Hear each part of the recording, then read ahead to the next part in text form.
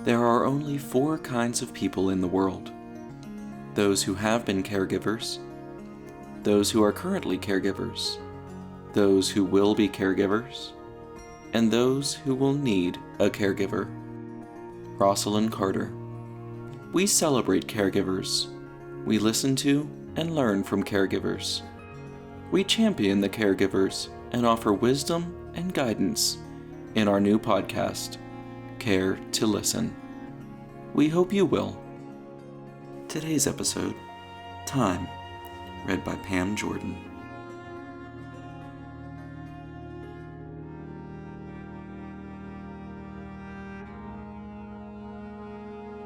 I'm Pam Jordan. I'm a part-time researcher and full-time caregiver to my son Grady, who's 23 and has cerebral palsy.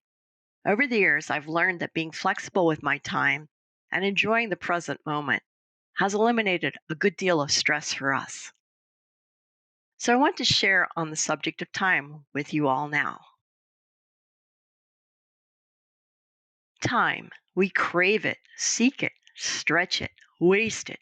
Time flies. Time can slog by, is done too soon. Time is money. We'd pay any price to buy more of it. Time varies depending on one's perspective. The one receiving care will often inquire, "How much longer? Are we there yet?" So too the caregiver will with exasperation ask, "Can you give me a minute? Please be patient. I'm almost done. 10 more minutes, I promise."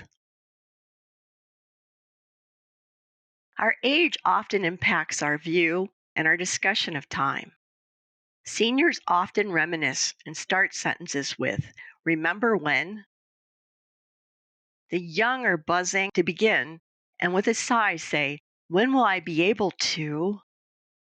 As in most things, one's point of view determines one's actions and response, and knowing that influences our caregiving.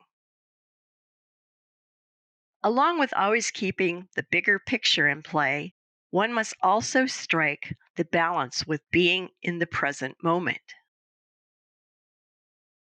I know of a caregiver who shares that the beloved one in her care is always looking ahead to what's next and never exhaling and enjoying the gift of the blessed present.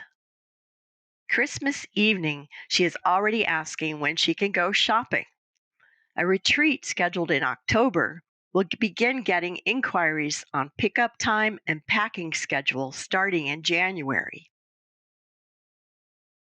For such times as these, the anxiousness and anticipation have magnified from the impact of isolation.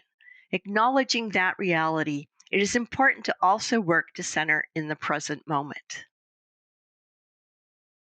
Conversely, for persons living with dementia and Alzheimer's, they are locked into a specific time period. Let them be. One of the most effective programs is Baseballs in Los Angeles, where persons are handed a baseball and the feel of the ball, the smell of the leather, and the stories of baseball told by local players transported them to their own memories of games played, teams cheered for, ballpark moments.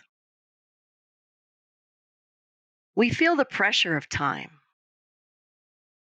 The schedule established with minutes and hours, somehow timed to the very second, for the day's appointments and outings seems destined to fall far short.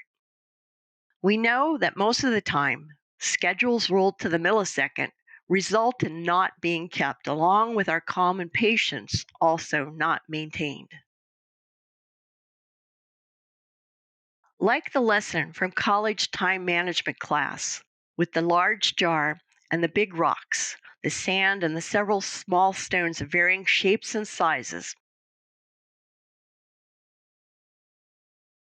the instructor tells us the rocks are the most important things for us. As the experiment plays out, we learn that the point of the exercise is to first add to the jar the big rocks, one's priorities, and amazingly, all will eventually fit.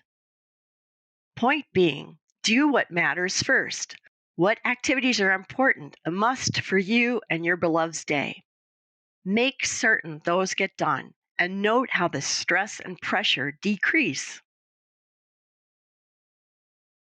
Of course, with every schedule, it's important to build in flexibility and air time.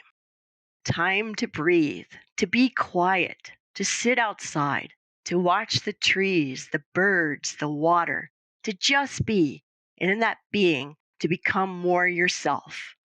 My experience has been that both the caregiver and the beloved one in your care benefit from these glorious times of doing nothing more than just being. A veteran of World War II always closed every talk he gave, no matter the occasion or the audience, with these words: Yesterday's the past, tomorrow is the future, yet today is a gift. That's why they call it the present.